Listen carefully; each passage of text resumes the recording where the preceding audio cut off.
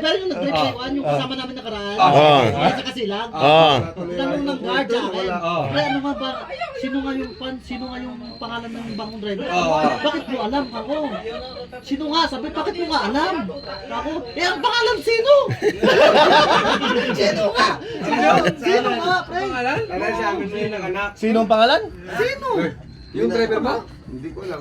Sino ang pangalan? Sino ipilido?